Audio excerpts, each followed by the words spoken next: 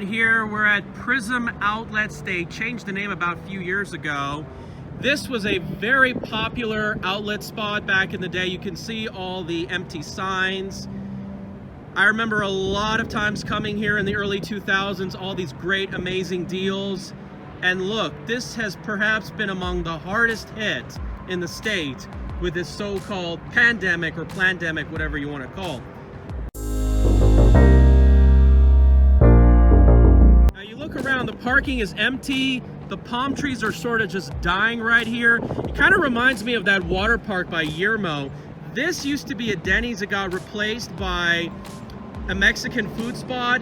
But if you go way further out, the gas station has a lot of customers.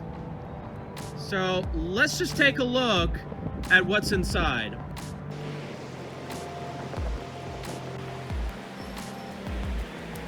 Now, something tells me that I think a lot of this artwork actually backfired.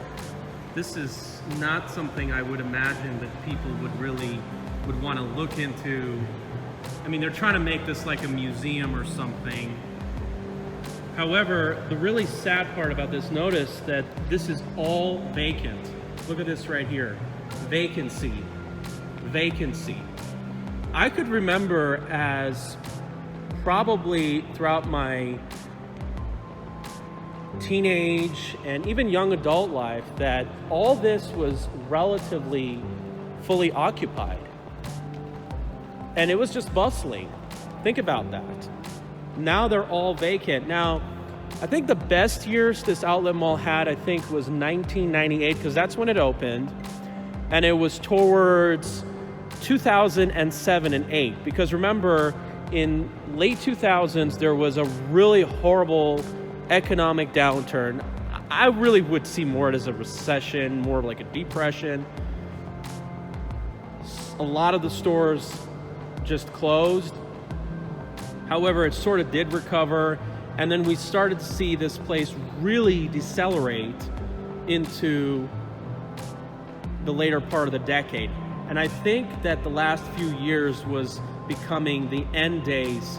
Now this leads towards a casino, which is some feature I actually do like.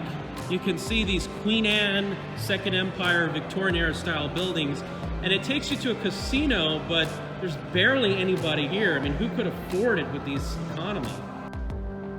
Wow, look at this. All this abandonment right here. It's just depressing, sad. It's like a ghost town. I just spoke to somebody, they said another company just bought it up, so there's probably gonna be some revival, but who knows, man? With the way things are, it's very, very hard to say.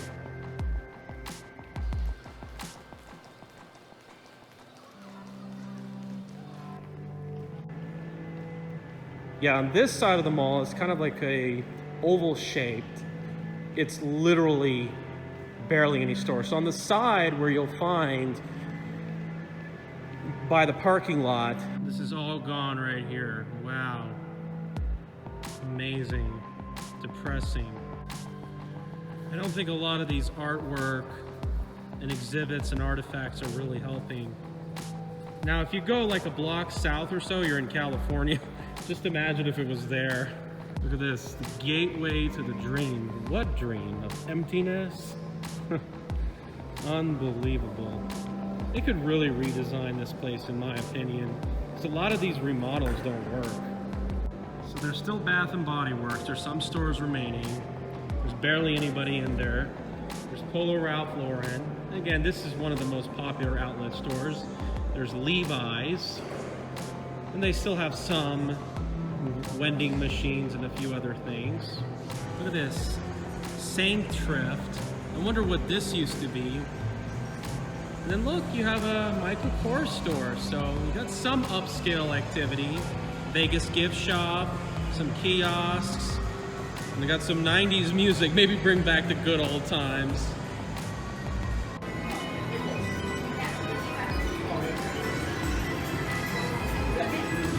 Sure, the Whiskey Pete's has a good number of customers, but once again, this is the unintended consequence of made in China, cheap consumer goods.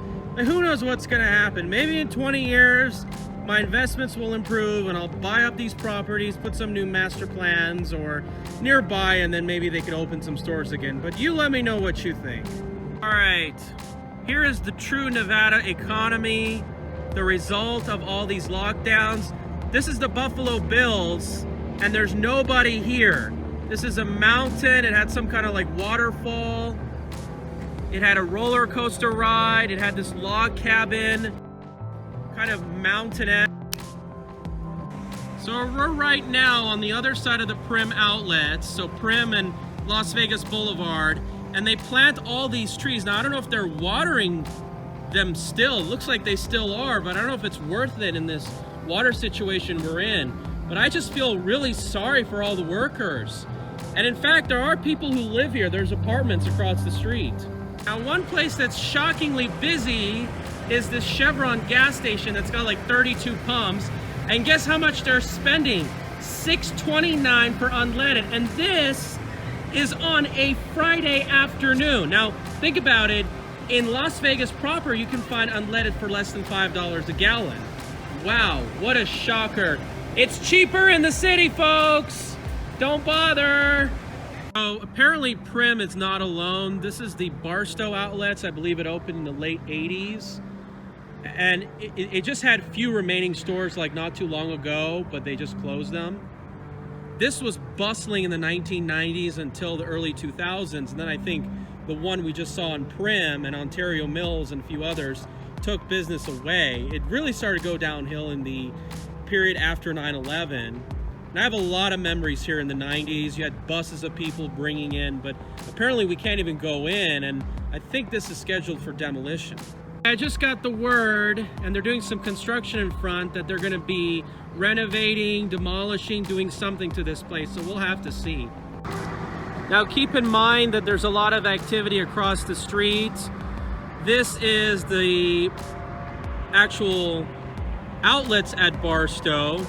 It used to be Tanger, and there's a good number of stores here, not a very high vacancy rate, not that many customers either. They've expanded this portion several years ago. However, we'll have to see what's gonna happen here. By the way, I heard about a decade or so ago they wanted to build a casino. Wonder how that would have turned out.